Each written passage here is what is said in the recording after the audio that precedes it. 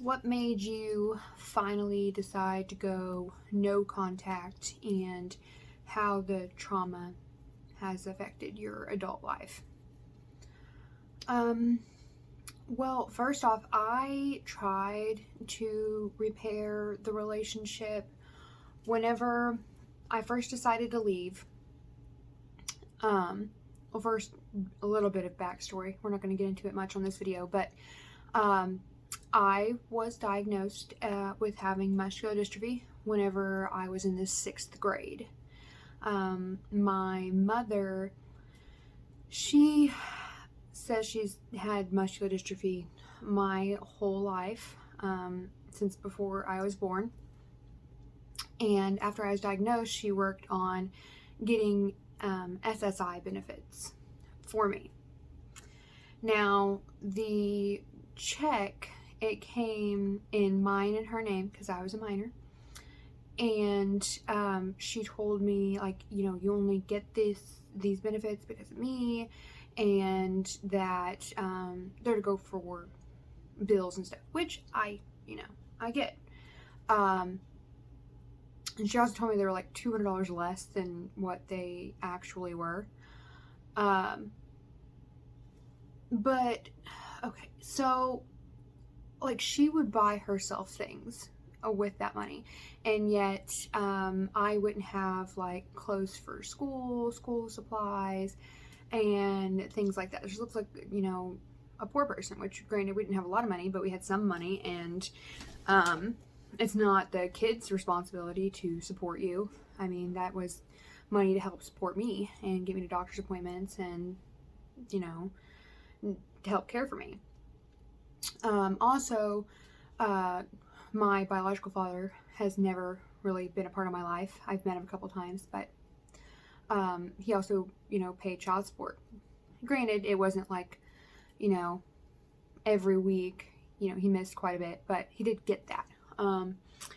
So fast forward, whenever I moved out, we were still getting, Social Security benefits because I was disabled. My mother, she wouldn't let me get a job because if I was to get a job, then those benefits would decrease. And since they came also in her name, she had complete control over them. So it would be basically less money in her pocket. So I wasn't able to get a job. Even though I had finished cosmetology school, and like to get your license, it was like $100 or whatever to go and take the test to get your license. But I wasn't allowed to get a job to afford that to go get my license. So I have a pretty little, diploma, whatever, certificate of completion for college school, but yeah, I never actually got to actually do it, besides for friends and family and just donating my time. After I decided to move out, obviously I wasn't going to, let her continue to try and get benefits in my name, especially if I'm not living there. So I went to the local Social Security office up here, and they kind of looked up my file. In my file, it stated that my mother had claimed that I was incompetent. I was unable to financially handle my own bills, like mentally able to handle them and pay for them. And right away they were like, you seem like you're okay. Well, I was like, well, I was, a honor roll student, and I graduated cosmetology school and did fairly well at that. I've never really been, mentally incompetent. My disability never really had to do with my mental ability to do things like, pay bills. I mean, if she had claimed she had the same disability as me, then wouldn't she also be affected, not be able to pay her own bills? I don't know, it didn't make any sense. So I didn't talk to her for like several months. But it was hard.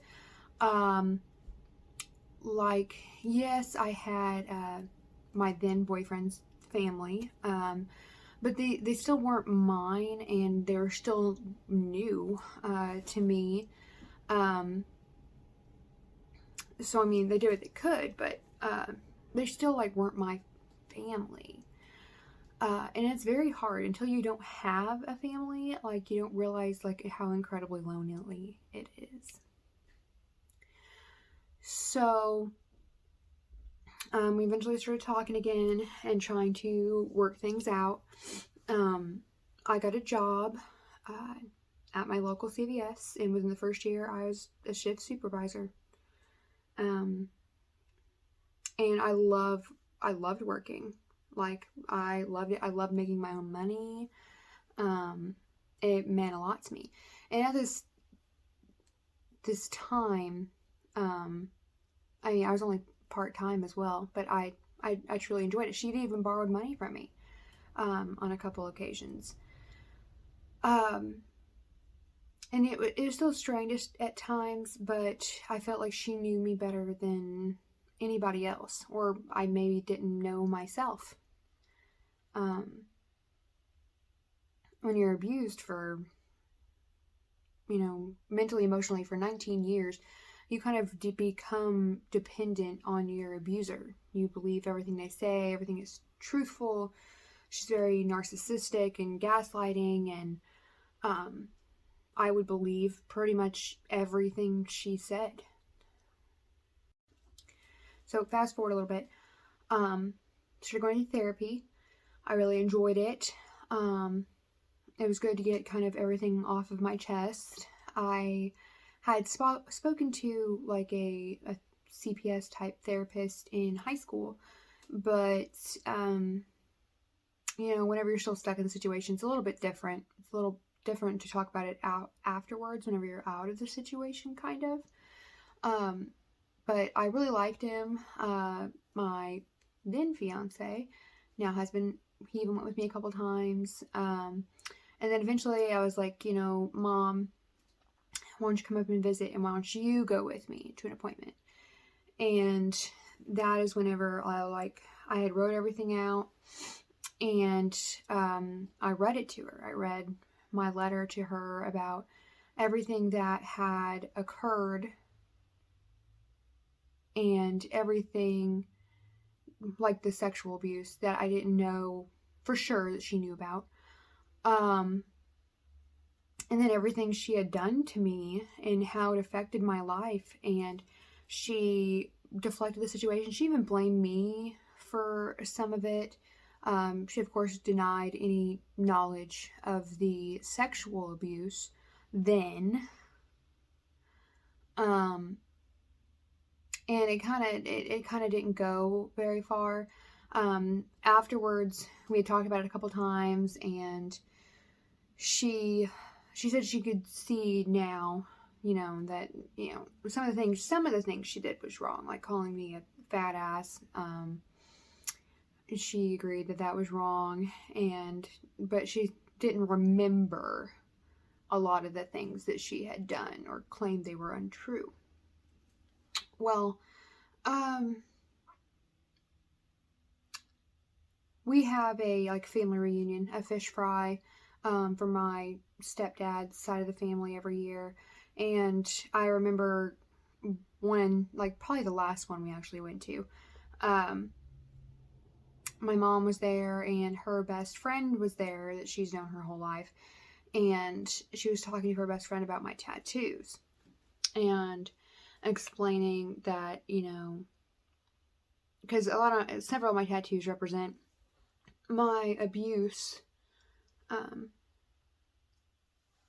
and she mocked them, and she was like, Jasmine thinks she had it so bad, but you know how we grew up. And I'm not saying anybody else's abuse is invalid. It's not. Everybody's feelings are valid. Everybody's past abuse is valid. No one is, we're all affected in different ways. We all handle things in different ways. I'm not saying that, her abuse wasn't valid and it didn't traumatize her. I'm certain that it probably did. However, break the cycle. You know, if you dealt with such horrible things, do not let it happen to your children. Do everything possible to ensure that your children do not go through what you did. And definitely don't inflict it yourself. And don't mock them when they come to you about it. So, that it pissed me off. It did. So we ended up leaving. And I've tried. I tried so hard to, have her in my life because I didn't feel like I had a lot of familial ties. And with the rest of my family, because she kind of kept me away from them. And it is one of the hardest things, it's probably the hardest thing I have ever done to cut her from my life. Because I wasn't just giving up her, I was giving up my stepdad. I didn't know if it would ruin what small relationship I had with, with her siblings. In that part of my family. I already wasn't close to them. I didn't know if it would completely cut me off. So at this point, my grandpa, he's passed away. And I really try to live my next year for him. I'm going to do better. I'm going to be better. I'm going to cherish this life that I have and make the most of it just like he did. So the next year I went and seen the ocean for the first time. I had never been. Me and my grandpa always talked about going because one of his sisters lived down in Florida and we never got to go. So I went and it was amazing.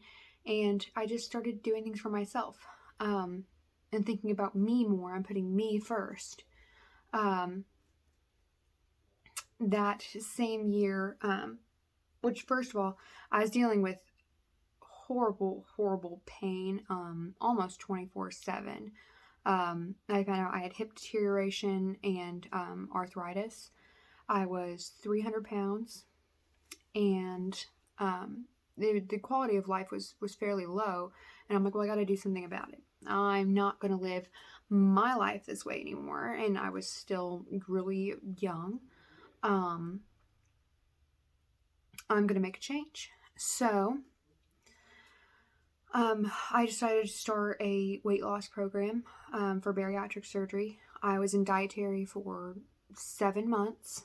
And during that 7 months, I lost 50 pounds on my own. And the December, it was a year after my grandpa passed, the December before November. The November before I was going to have surgery. It's actually shortly after I'd started dietary. But I was already feeling pretty good about myself. I was able to get off all of my pain medication. My mother had told me that they had gotten a hold of my biological father's tax returns or something like that, because he owed back owed child support. Not that I had ever seen it, and that they were going to give her $2,000 or something like that. And I said, okay, good for you.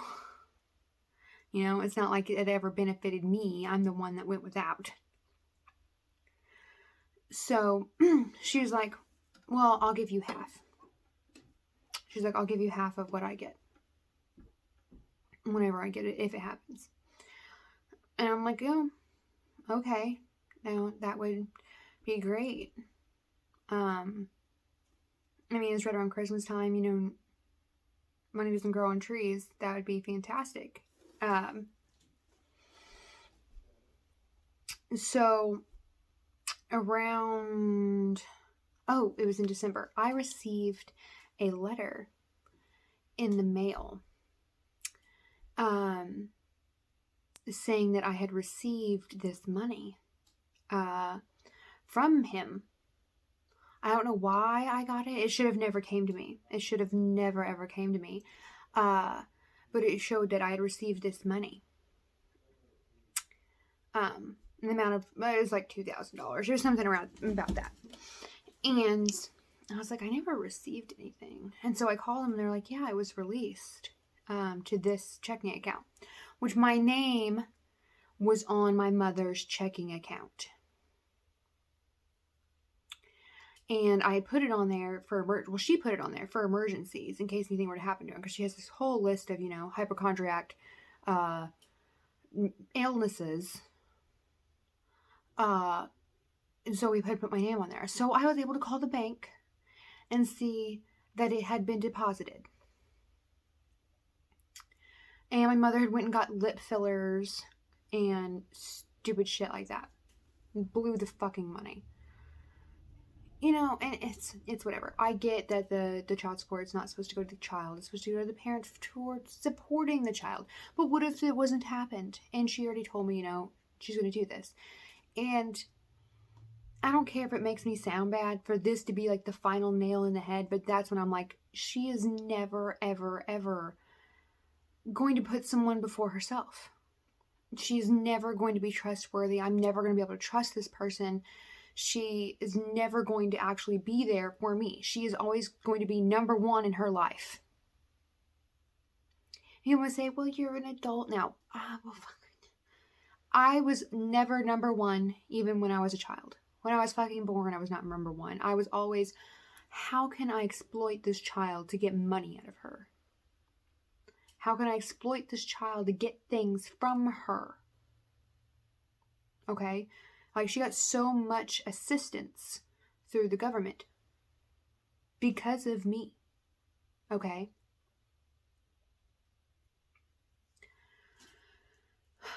So I was done. I called her, I left her a message, and I was like, I'm done. You're being blocked. I am completely done. You are out of my life. We are not doing this shit anymore. And I actually still have one of the last voicemails saved in my phone that she had left me. I don't know why I kept it, but it's there.